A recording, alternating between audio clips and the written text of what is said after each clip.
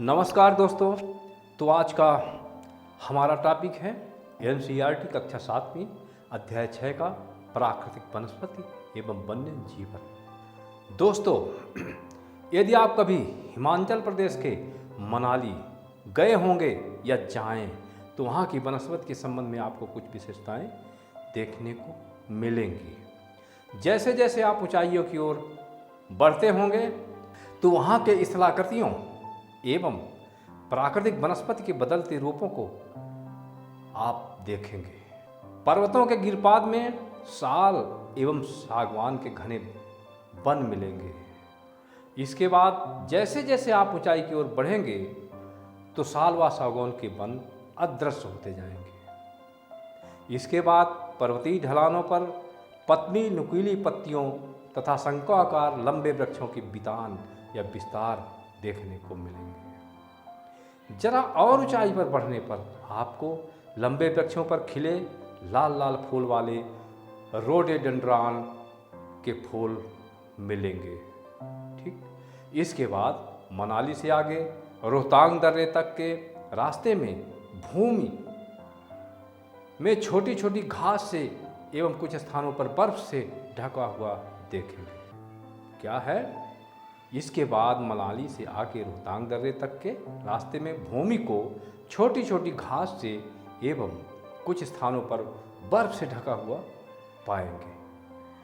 मनाली यात्रा के अपने इस अवलोकन से आप अनुमान लगा सकते हैं कि स्थल की ऊंचाई एवं वनस्पति की विशेषताएं एक दूसरे से संबंधित हैं। ऊंचाई में परिवर्तन के साथ जलवायु में भी परिवर्तन होता है तथा इसके कारण प्राकृतिक वनस्पति में भी बदलाव आता है। वनस्पति की वृद्धि तापमान एवं नमी पर भी निर्भर करती है। वनस्पति की वृद्धि तापमान एवं नमी पर भी निर्भर करती है। इसके अलावा यह ढाल एवं मिट्टी की परत की मोटाई जैसे कारकों पर भी निर्भर करती है। इन घटकों में अंतर के कारण किसी स्थान की प्राकृतिक वनस्पति की सघनता एवं प्रकार में भी परिवर्तन होता है, यह देखने को मिलता है। ठीक है, समझ में बात आई होगी। आप देख लेते हैं वनस्पतियों के प्रकार के विषय में। आमतौर पर प्राकृतिक वनस्पति को निम्न 3 मुख्य श्रेणियों में वर्गीकृत किया जाता है। पहला है वन, जो वृक्षों के लिए उपयुक्त तापमान एवं परिपूर्ण वर्षा वाले क्षेत्रों में उगते हैं। वन कहाँ उगते हैं? उपयुक्त तापमान एवं परिपूर्ण वर्षा वाले क्षेत्रों में वन उगते हैं। इन कारकों के आधार पर सघन एवं खुले वन विकसित होते हैं। अब अगला है घास स्थल। घास स्थल मध्यम वर्षा वाले क्षेत्रों में विकसित होते हैं। ठीक, अगली वनस्पति है कांटेदार झाड़ियाँ। क्या? कांटेदार झाड़ियाँ। कांटेदार झाड़ एवं झाड़ियाँ केवल शुष्क क्षेत्रों में पैदा होते हैं। इस प्रकार से विभिन्न महाद्वीपों के विभिन्न भागों में स्थानीय परिस्थितियों की विविधता के कारण विविध प्रकार की वनस्पतियाँ विकसित होती हैं। उपध्रुवीय प्रदेशों में शंकुधारी वन, रेगिस्तानों में कांटेदार झाड़ियाँ, आर्द्र प्रदेशों में घने उष्णकटिबंधीय दृढ़ काष्ठ के वन उगते हैं। हिमालय के क्षेत्रों में लगभग वे सभी प्रकार की वनस्पतियाँ पाई जाती हैं जो भूमध्य रेखा से ध्रुव की ओर जाने पर मिलती है। प्राकृतिक वनस्पतियों के प्रकार में बदलाव का मुख्य कारण जलवायु का बदलाव है। यह पहले भी चर्चा की जा चुकी है।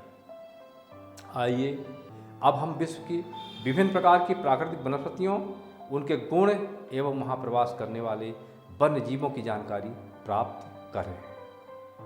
तो सबसे पहला है उष्णकटिबंधीय सदाबहार वन। सबसे पहला है उष्णकटिबंधीय सदाबहार वन।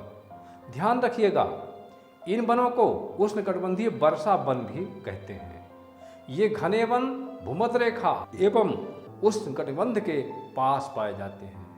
ये क्षेत्र गर्म होते हैं एवं पूरे वर्ष यहाँ अत्यधिक वर्षा होती है। चूँकि यहाँ का मौसम कभी शुष्क नहीं होता इसीलिए यहाँ के पेड़ों की पत्तियाँ पूरी तरह नहीं झड़ती। क्योंकि यहाँ का मौसम, ये घने वन भूमध्य रेखा एवं उष्णकटिबंध के पास पाए जाते हैं। ये क्षेत्र गर्म होते हैं एवं पूरे वर्ष यहाँ अत्यधिक वर्षा होती है। क्योंकि यहाँ का मौसम कभी शुष्क नहीं होता, इसलिए यहाँ के पेड़ों की पत्तियाँ पूरी तरह नहीं झड़ती। इसीलिए इन्हें सदाबहार वन कहते हैं। काफ़ी घने वृक्षों की मोटी बितान या फैलाव के कारण दिन के समय भी सूर्य का प्रकाश वन के अंदर तक नहीं पहुंच पाता है। आमतौर पर यहाँ दृढ़काष्ठ वृक्ष जैसे रोजवुड, आपनूस, महोगनी आदि पाए जाते हैं। ब्राजील के उष्णकटिबंधीय सदाबहार वन इतने विशाल हैं कि ये पृथ्वी के फेफड़े की तरह प्रतीत होते हैं। ठीक, एनाकोंडा नामक विश्व का सबसे बड़ा सांप उष्णकटिबंधीय वर्षा वनों में ही पाया जाता है। यह मगर जैसे बड़े जानवर को मार और खा सकता है। ये रहा उष्णकटिबंधीय वर्षा वनों की जानकारी। अब दूसरे प्रकार के वन होते हैं उष्णकटिबंधीय पर्णपाती वन। उष्णकटिबंधीय पर्णपाती वन मानसूनी वन होते हैं जो भारत, उत्तरी ऑस्ट्रेलिया एवं मध्य अमेरिका के बड़े हिस्सों में पाए जाते हैं। इन क्षेत्रों में मौसमी परिवर्तन होते रहते हैं। जल को संरक्षित रखने के लिए शुष्क मौसम में यहाँ के वृक्ष पत्तियाँ झाड़ देते हैं। इन वनों में पाए जाने वाले दृढ़काष्ठ वृक्षों में साल, सागवान, नीम तथा शीशम आदि मिलते हैं। दृढ़काष्ठ वृक्ष फर्नीचर, यातायात एवं निर्माण सामग्री बनाने के लिए बहुत उपयोगी होते हैं। इन प्रदेशों में आमतौर पर पाए जाने वाले जानवर हैं बाघ, शेर, हाथी, गोल्डन लंगूर एवं बंदर आदि। ठीक है। तीसरी प्रकार की वनस्पति है शीतोष्ण सदाबहार वन। तीसरी प्रकार की वनस्पति है शीतोष्ण सदाबहार वन। शीतोष्ण सदाबहार वन महाद्वीपों में मध्य दक्षांशों के पूर्वी तटीय प्रदेशों में स्थित होते हैं, जैसे दक्षिण पूर्व अमेरिका, दक्षिण चीन एवं दक्षिणी पूर्वी ब्राजील। यहाँ बांज, चीड़ एवं यूकेलिप्टस जैसे दृढ़ एवं मुलायम दोनों प्रकार के पेड़ पाए जाते हैं। चौथे प्रकार के वन होते हैं शीतोष्ण पर्णपाती वन। उच्च अक्षांशों की ओर बढ़ने पर अधिक शीतोष्ण पर्णपाती वन मिलते हैं।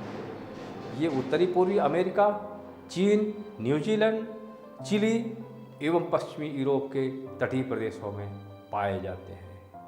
ये अपनी पत्तियां शुष्क मौसम में झाड़ देते हैं। यहाँ पाए जाने वाले प्रमुख पेड़ हैं बांज, एस, बीच आदि। हिरण, लोमड़ी, भेड़िए यहाँ के आम जानवर हैं। फिजेंट तथा मोनाल जैसे पक्षी भी यहाँ पाए जाते हैं। कौन से पक्षी? फिजेंट तथा मोनाल जैसे पक्षी भी यहाँ पाए जाते हैं। पांचवा वनस्पति है भूमध्य सागरीय वनस्पति।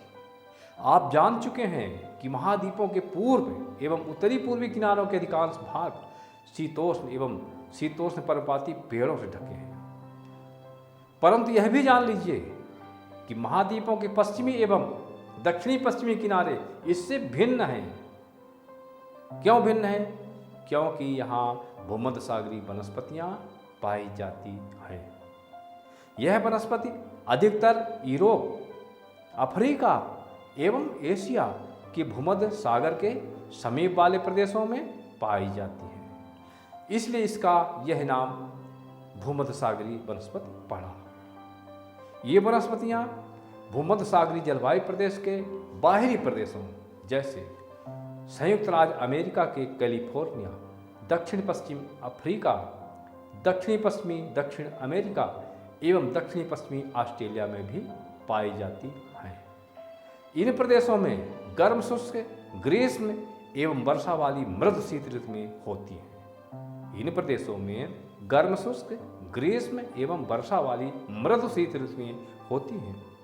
इन क्षेत्रों में आमतौर पर संतरा, अंजीर, जैतून एवं अंगूर जैसे नींबू वंश के या सिट्रस के फल पैदा किए जाते हैं, क्योंकि लोगों ने अपनी इच्छा अनुसार कृषि करने के लिए यहाँ की प्राकृतिक वनस्पति को हटा दिया है। भूमध्य सागरीय वृक्ष शुष्क ग्रीष्म ऋतु में स्वयं को ढाल लेते हैं। उनकी मोटी छाल एवं पत्तियां बाष्पोत्सर्जन को रोकती हैं। उनकी मोटी छाल एवं पत्तियां बाष्पोत्सर्जन को रोकती हैं। भूमध्य सागरीय प्रदेश को फलों की कृषि के कारण विश्व का फलोद्यान भी कहा जाता है। क्या कहा जाता है भूमध्य सागरीय प्रदेश को? विश्व का फलोद्यान। यहाँ वन्य जीवन कम है। ठीक। अब छठवें प्रकार की वनस्पतियां हैं शंकुधारी वन। कौन से वन? शंकुधारी वन। उत्तरी गोलार्ध के उच्च अक्षांशों यानी 50 से 70 अंश के बीच भव्य शंकुधारी वन पाए जाते हैं। इन्हें टैगा वन भी कहते हैं। इन शंकुधारी वनों को क्या कहते हैं? टैगा वन भी कहते हैं। रूसी भाषा में टैगा का अर्थ है शुद्ध या अनछुआ। ये वन निम्न अक्षांशों के अधिक ऊंचाइयों पर भी पाए जाते हैं। मतलब कोई जरूरी नहीं कि उच्च अक्षांशों में पाए जाते हैं। निम्न अक्षांशों में ऊंचाई के कारण यदि ठंड की मात्रा इतनी बढ़ जाए तो ये वन मिलने लगते हैं। इन्हीं वृक्षों को आपने मनाली जाते समय हिमालय में प्रचुर मात्रा में देखा था या देखेंगे। ये लंबे नरम काष्ठ वाले सदाबहार वृक्ष होते हैं। इन वृक्षों के काष्ठ का उपयोग लुगदी बनाने के लिए किया जाता है, जो सामान्य तथा अखबारी कागज बनाने के काम आती हैं। इन्हीं नरम काष्ठों का उपयोग माचिस एवं पैकिंग के लिए बक्से बनाने के लिए किया जाता है। चीड़, देवदार आदि इन वनों के मुख्य पेड़ हैं। यहाँ सामान्यतः रजत, लोमड़ी, मिंक, धुबरी भालू जैसे जानवर पाए जाते हैं। ठीक। अब सातवीं प्रकार की वनस्पतियां हैं घास स्थल। ये भी कई प्रकार के होते हैं। उष्णकटिबंधीय घास स्थल पहला है उष्णकटिबंधीय घास स्थल।